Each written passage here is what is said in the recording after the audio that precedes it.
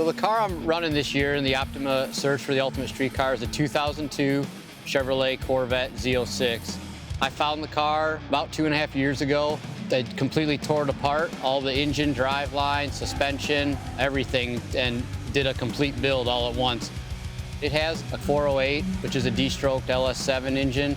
It's got a transmission that's been completely built with pump and cooler. I did a lot of my own suspension modifications on it.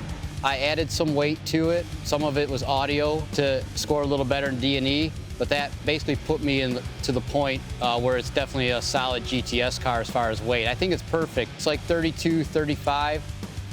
One of the main things I've done to this car, because I was having some slight overheating issues, is I've got this new hood on it. It's actually an extractor style hood. It lets a lot of air out that gets trapped in the engine compartment. It's 100% carbon fiber. I also did put a larger CNR radiator in the car for the same reason, to help with the cooling.